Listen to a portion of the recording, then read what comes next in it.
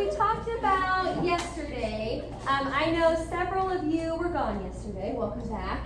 But graphing calculators are required for calculus. Now, obviously, I do have some that you can use in the classroom, but you can't take them with you. So at some point, I don't expect you to have it today. If you still need to go get one, that's fine. Just at some point, if you can try to locate one. I mentioned maybe asking somebody that graduated last year if you can buy it from them. They are a little expensive, so just kind of keep an eye out for one if you can. Now, we are actually starting in calculus. We're starting in chapter P. We do that because, it's a little bit of review. It's actually some pre-calculus stuff in chapter P. I will say that we are going to do some things in chapter P that we didn't do in pre-calc. So you'll see some new stuff, you'll see some old stuff, just kind of a mix. And so once we get through chapter P, then we'll start chapter 1, which is officially the calculus material. So that'll be very exciting. Now, I'm going to start here with just a couple, and by the way, if you forgot, in your notes or on your note paper, go ahead and grab that if you haven't yet. Make sure at the top of your paper that you label it section P.1, Part 1. If you don't want to put graphs and models, you don't have to, but we do want to have what section it is at least. That way you can keep things organized. So, do you need some paper? Can I go to the locker room? Yes, that's fine. I actually have some back there if you just want to use that for today. It'll be quicker if you want to. There's pencils back there too if you need one. So, a couple definitions which I think should be fairly obvious for the most part. A solution point, we're going to call it XY, which is an ordered pair, satisfies the equation, and that means makes a true statement when values are substituted for X and Y. Satisfies the equation, which just means makes a true statement when values are substituted for X and Y. Okie doke. Now, there's just one other one, and it's kind of a quicker definition. Kind of weird that we're defining a graph, but that's really kind of what we're talking about today, just looking at different types of graphs. And it's just really the set of all solution points of an equation. I'm not sure if you've ever thought of a graph like that before.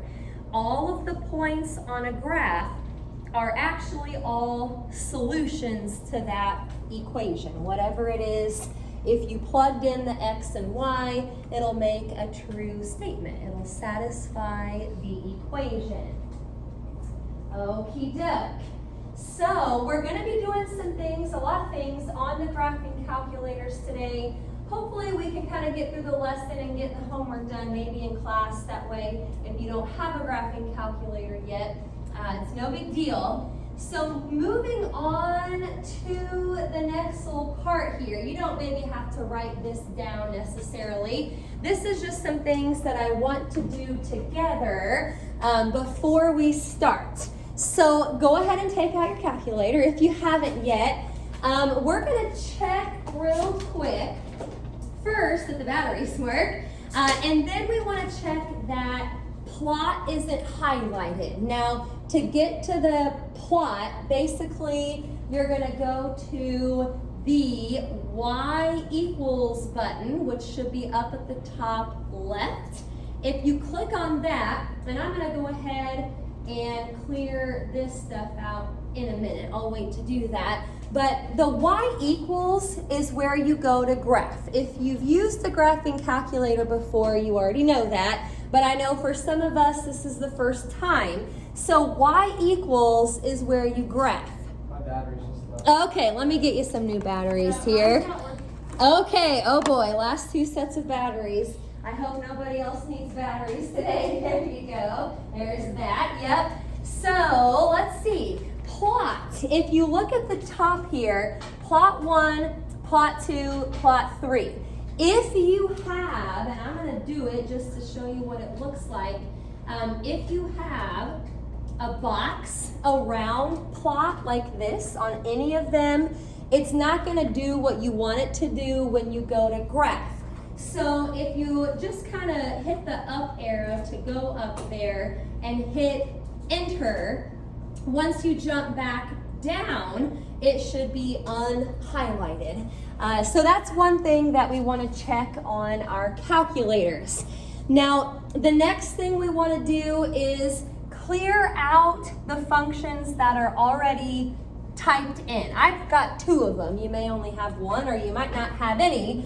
But if you go down to wherever you see the first one, just hit clear. Should be up kind of underneath those arrows. That'll clear it out. I need to go down again and hit clear to wipe that one out. So sometimes we'll just type 1 function in. Sometimes we might need a couple. Now, we want to maybe try to graph one thing together real quick before we move on. If you want to go ahead in your y equals, let's go ahead and try to graph this equation together. Now, you don't have to type in the y equals because that's already there, but let's type in the square root of x minus 11. Just for fun, this is just a random one. I just want to make sure that we can do it. So in the y equals, my calculator up here might be kind of hard to see, but the square root button should be above the x squared. I'm going to hit second and then the x squared to get the square root. And then to get the x, if you've never done this before, somewhere toward the top, mine is right next to the alpha button. There's a button that has X and then it has some other Greek letters and stuff next to it. That's how you'll actually get X. And we want it to be X minus 11. So any trouble graphing or typing that part in before we look at the graph? Let me know if you aren't seeing the same thing. But to pull up the graph, top right button should say graph. Now, I chose this function in particular because this graph is not being shown right now. If you remember anything about your translations, when you subtract on the inside of a function, which is what we were doing, we subtracted 11 on the inside. That actually shifted our graph to the right 11 spaces. And unfortunately, that only goes to 10. So I want to show you how you can not only zoom in and out, you can hit zoom and zoom out if you want to, but sometimes there's a better way to do that. Let's hit the window button real quick, which is right next to zoom.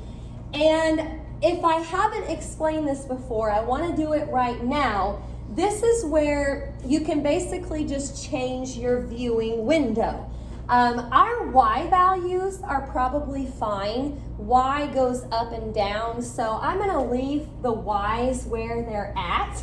But think about what we need on our X-axis. We need to move it over a little bit. We need it to go more to the right. So instead of going from -10 to +10, I don't know, I may start the X-axis at 0. I'm just going to type in a 0 right there.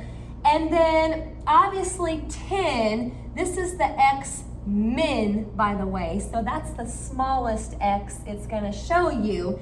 The biggest X needs to be more than 10. I need it to shift over quite a bit more. I'm going to go to 20.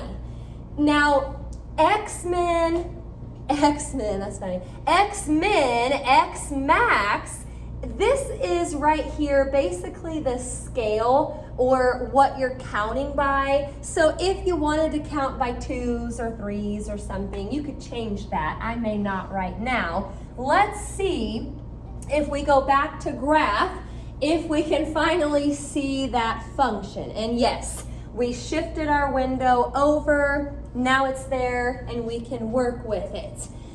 If you want to go back to the normal viewing window, zoom 6, got that memorized. Zoom, and then 6 is the standard view. That's the quickest way to get it back to normal. I know we can't really see anything right now, but zoom 6 takes it back to 10 and -10 everywhere. Or if you wanted to just go back to there, you can type it in manually and that would work too.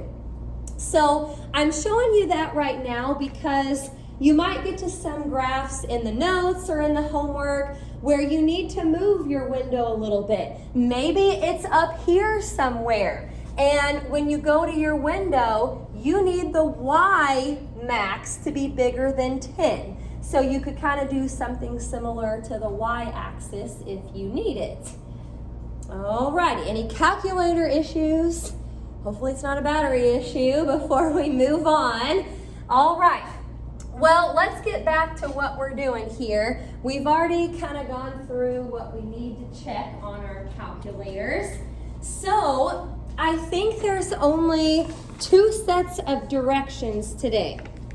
Again, I think it's a good idea to copy the directions into your notes so you can match them up to your homework or to your tests and quizzes. And this is really the majority of the lesson.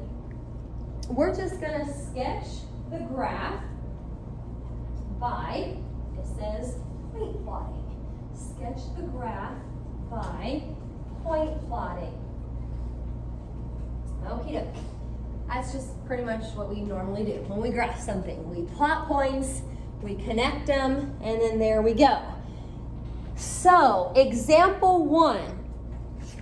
Now, my calculus teacher in high school always said you don't want to become CD, calculator dependent. Sometimes we're like, oh, I need my calculator for everything. Not always. This is really just a linear equation. If I can get Y by itself out front, this is just going to be a line. Now, if you still want to type it in and look at the points and all of that, you can. But I'm going to just subtract the 2x from both sides. Then I'll compare this to slope-intercept form. We just talked about slope-intercept form last period in pre-calc. So the slope of the line is -2, the y-intercept is 1. I'm going to graph it just by what I know from slope-intercept form. Again, some of these functions are going to be pretty simple to where maybe you don't need your calculator. All right, I'll give you a second to get your coordinate plane started. Doesn't need to be real big here.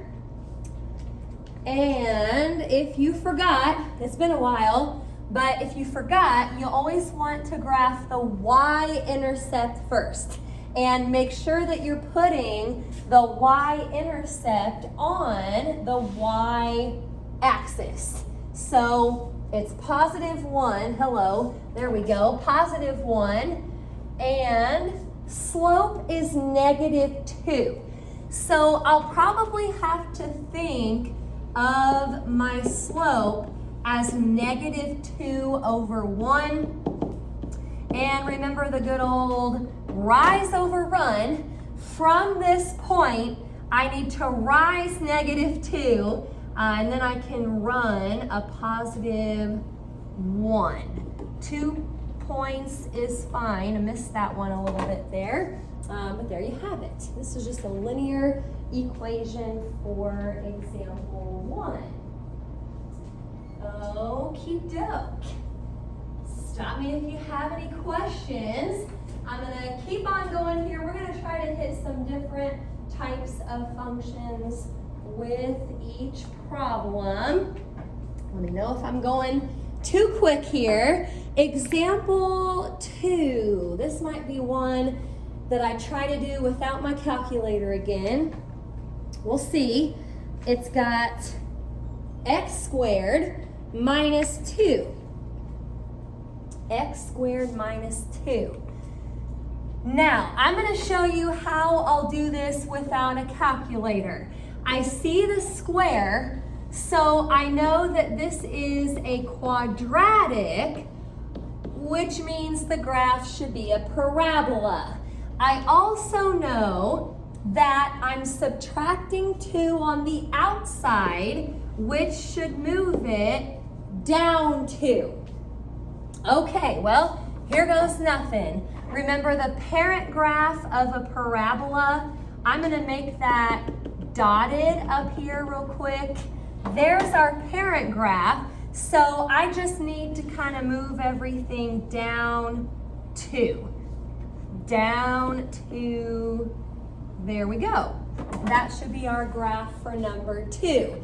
Now, if you don't trust yourself and you can't remember some of those things from pre-calc, feel free to use your calculator. We don't want to be calculator dependent, but x squared minus 2, the square button is right where that square root was. You just don't have to hit second to get it. You can graph it, look at it on there. Something else that you can do on a graphing calculator is if you hit second graph, it'll bring up the table, and you can move up and down on this table. That's another way to get some of those points. If you need to get some points to put on your graph, second graph will bring up the table. Okie doke. Linear for number 1, quadratic for the second. I'm going to keep on rolling here. Let me know if you've got any questions along the way. Number 3. Here she is. Y equals the absolute value of 2x and then plus 1. Now, this is another one that we hopefully remember a little bit about. Absolute, the value should always be a v. I also know that it's being shifted up 1. Now, the 2 here is a vertical stretch. It's going to make it a little bit skinnier than usual. If you feel more comfortable just kind of graphing this and looking at it on your calculator, we can do that. So I'm going to do it real quick here with you if you want to follow. Going back to the y equals, clear out whatever you had in there. Now, absolute value is sometimes hard to find, so let me try to remember where that's at. If you hit the math button, which should be a couple under where that second button was, if you go to math and then hit the right arrow 1 time to highlight num or number, absolute value should be your first option. So again, I went to math, right 1, and it should be option 1. It's already highlighted, so you can hit enter or you can hit the number 1 to get that. I needed it to be in my y equals, so I'm going to do that again. And what was it? 2x. You need the plus 1 to be on the outside of the bars. So let's jump to the outside. That just means hit the right arrow 1 time, and I think it was a plus 1. Absolute value of 2x plus 1. So you can look at the graph. Second graph again will pull up the table. you kind of want to find that middle point where it actually comes to a V. And you can tell just by the pattern of the numbers, this right here must be the middle point, because then you've got 3s, 5s, 7s, 9s, and so on. For absolute value and probably the quadratics, 3 points is what you would need. You need 3 points on your graph to make a good looking graph. So I'm going to go to -1, +3. That would be up here. And then it was 0, 1, and then 1, +3. I better connect those. There we go. That is our absolute value graph. Should be pointed there with a V. Okie doke. Again, stop me if you got any questions. A little bit of review here with all of our different functions. I think we'll have a couple more graphs to do and then maybe something slightly different after that. Well, here is number 4. Number 4. Y equals the square root of x plus 4. Make sure your square root symbol is all the way over the +4. That's important because if you add on the inside, which is what this is, adding on the inside actually moves it to the left. I think I can remember what a square root graph looks like. So I'm going to try to just sketch the parent graph real quick. I'll make it dotted and then just move everything left 4. Okay, here goes nothing. Parent graph, remember the square root sprouts. So you've got a point at 0, 0, 1, 1. I may throw another point on there at 4, 2. So shifting everything left 4, 1, 2, 3, 4, 1, 2, 3, 4, 1, 2, 3, 4. Again, you don't have to do it this way. You can graph it, do it on your calculator, that works too. All right, getting all kinds of functions here. Linear, quadratic, absolute value. Any questions about number 4? Looking good.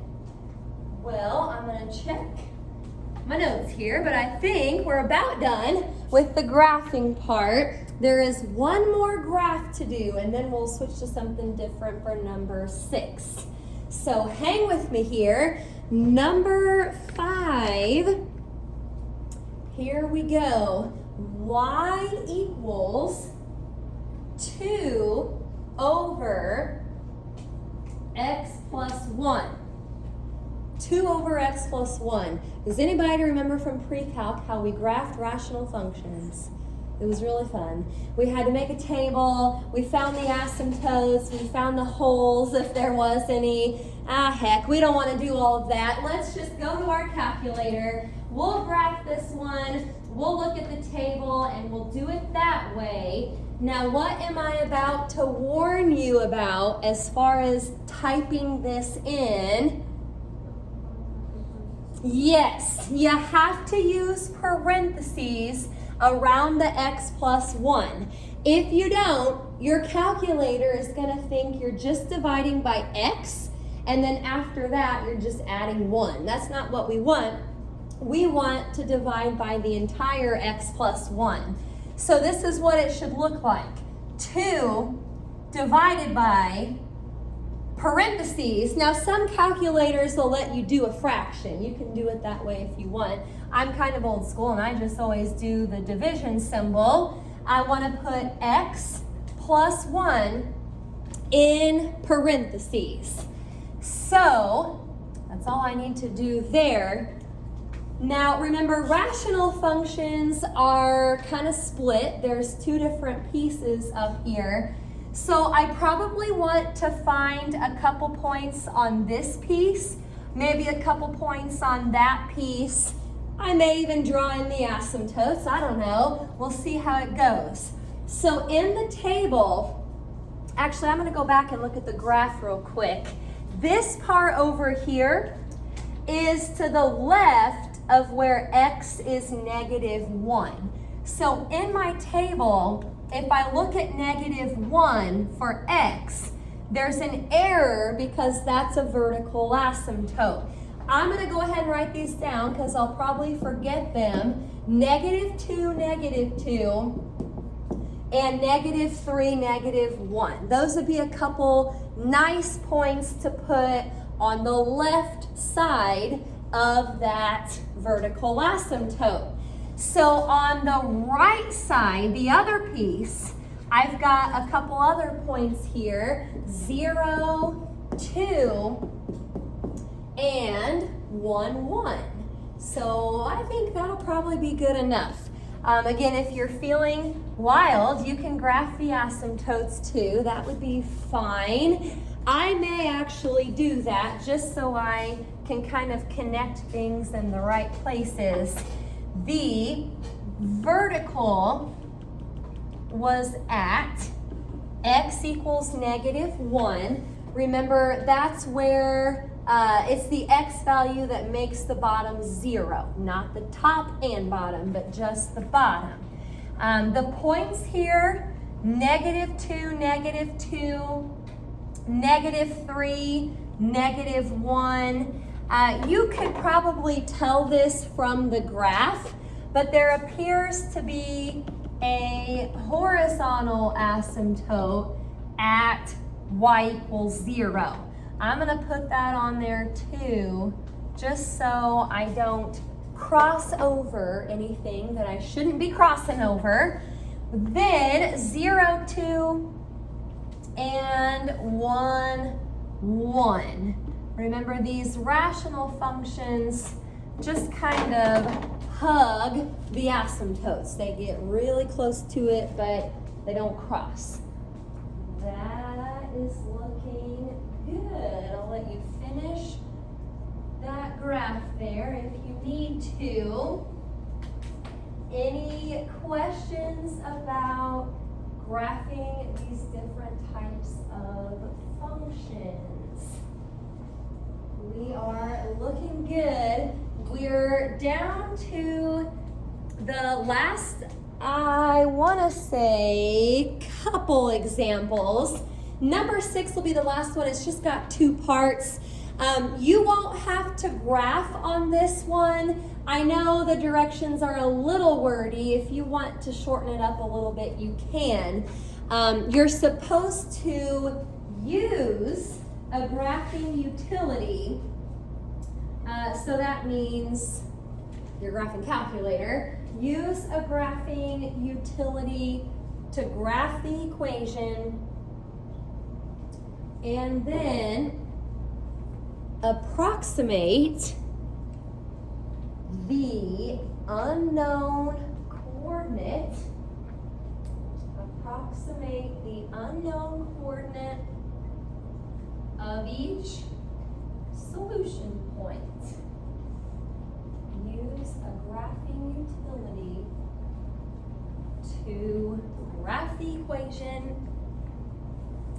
and then approximate the unknown coordinate of each solution point. So like I said, the example here, number 6, will have 2 different parts. And you do have something like this in the homework.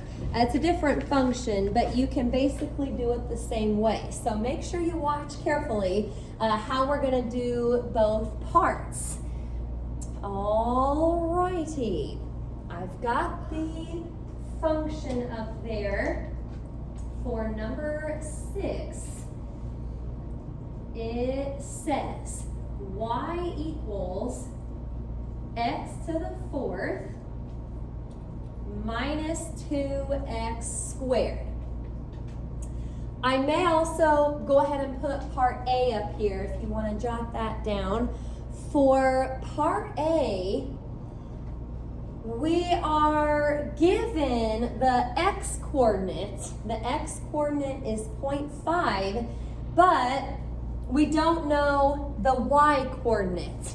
And if you read back through the directions, that's what we're supposed to find. Approximate the unknown coordinate, that's the y here, for this solution point. So I suppose the first thing we should do is type this function, type that into our calculator, and then I'll show you on there a quick way you can figure out what this y value is. Here we go, clearing out what was already there. We need x to the 4th power. Now, we already had a square earlier. If you're new to this type of calculator, to get other exponents, you can hit the exponent button right here. Usually it's right above the division symbol. My calculator kind of pulls it up, so I can just hit a 4 and then use the right arrow to bring it back down. If you have a TI-83 or something a little different, if it sets up parentheses for the exponent, make sure to close the parentheses after the 4. That might be kind of important since we have other stuff to type in. So x to the 4th minus 2x squared. That is what we need. I'm going to go ahead and graph it. We don't have to graph it on our papers. We just have to figure out for part A what the y value is that goes with x equals 0.5. So there's a button on our calculator if you've never used it before. It's super duper handy, and it is the trace button. There you are, the trace. Here it is. We're going to trace to that x value of 0.5. So when you hit trace, you can type in whatever x value you want. We want 0.5 here. And once you hit enter, it's going to pop out the y value that goes with that. So that, to me, is the quickest way to get the y. This is our answer for part A. Y equals negative 0.4375. That is it for part A. So again, the trace button is good when you know the x and you're trying to find the y. Now on the other hand, if you look at part B here, this is our last part.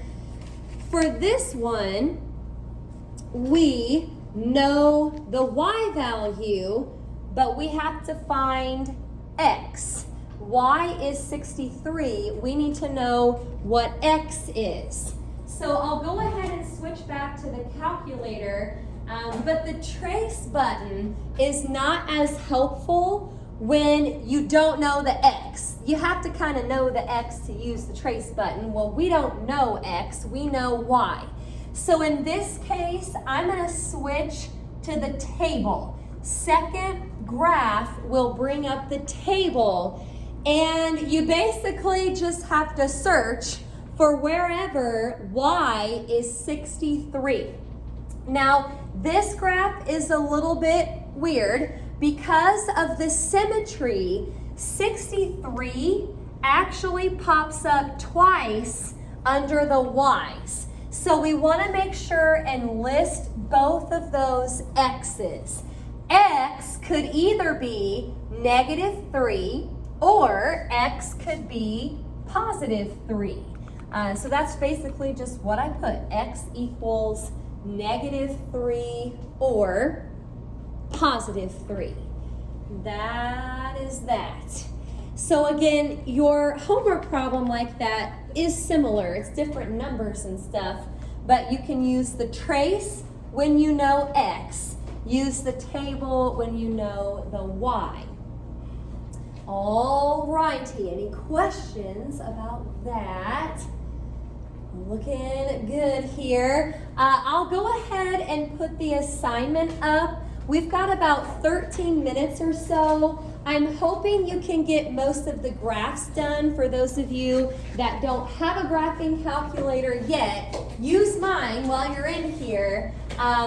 If you don't quite finish, we'll talk about some other options here in just a little bit. But we're in calculus now, so C1 is our first assignment. Calculus, C, first assignment is the 1. Make sure that you put that at the top of your paper somewhere.